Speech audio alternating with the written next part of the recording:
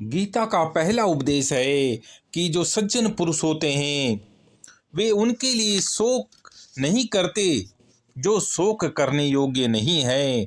जो विद्वान होते हैं वे न तो जीवित के लिए और न ही मृत के लिए शोक करते हैं। ऐसा कभी नहीं कि जिस प्रकार शरीरधारी आत्मा इस शरीर में बाल्यावस्था से तरुणावस्था में फिर वृद्धावस्था में निरंतर अग्रसर होती रहती है, उसी प्रकार मृत्यु होने पर आत्मा दूसरे शरीर में चली जाती है। धीर व्यक्ति ऐसे परिवर्तन से मोह को प्राप्त नहीं होता है। तीसरा उपदेश है, कृष्ण कहते हैं कि हे कुंती पुत्र, सुख तथा दुख का क्षणिक उदय तथा कालक्रम में उनका अंतर्धान होना सर्दी और गर्मी की ऋतुओं के आने जाने के समान है। इसलिए हे भरतवंशी, वे कहते हैं कृष्ण इंद्रिय बोध से उत्पन्न होते हैं सुख और दुख, और मनुष्य को चाहिए कि अविचल भाव से उनको सहन करना सीखे। चौथे उपदेश में कृष्ण कहते हैं कि हे अर्जुन, जो पुरुष सुख तथा दुख में विचलित नहीं होता है और इन दोनों में समभाव रहता है, वह निश्चित रूप से मुक्ति के योग्य है। पांचवें उपदेश में कृष्ण कहते हैं कि यह शरीर जो है, भौतिक शरीर, इसका कोई चिरस्थायी तो नहीं है, यह हमेशा रहने वाला नहीं है, किंतु जो आत्मा है वह अपरिवर्तित रहती है, वह हमेशा रहती है।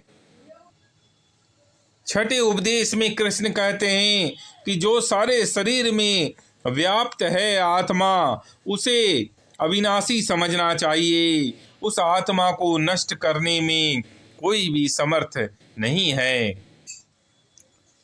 छठे उपदेश में कृष्ण कहते हैं कि जो इस जीवात्मा को मारने वाला समझता है या जो इसे मरा हुआ समझता है, वे दोनों ही अज्ञानी हैं, क्योंकि आत्मा की कभी मृत्यु नहीं होती है।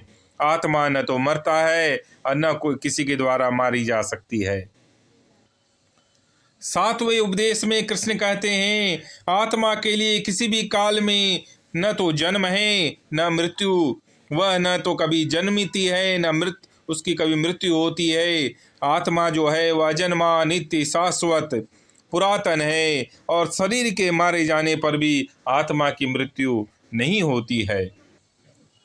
आठवें उपदेश में कृष्ण कहते हैं कि जिस प्रकार मनुष्य पुराने वस्त्रों को त्याग कर नए वस्त्र धारण करता है, उसी प्रकार आत्मा पुराने शरीर को त्याग कर नवीन भौतिक शरीर धारण करती है। नवें उपदेश में कृष्ण कहते हैं कि यह आत्मा न तो कभी किसी शस्त्र द्वारा खंड खंड किया जा सकता है, न अग्नि के द्वारा इस आत्मा को जलाया जा सकता है, न जल द्वारा भिगोया या वायु द्वारा सुखाया जा सकता है। 10वें उपदेश में कृष्ण कहते हैं हे अर्जुन, जिसने जन्म लिया है उसकी मृत्यु निश्चित है और मृत्यु के पश्चात पुनर्जन्म भी निश्चित है। अतः अपने अपरिहार्य कर्तव्य पालन में हमें शोक नहीं करना चाहिए, अपने कर्तव्य कर्म को करते रहना चाहिए।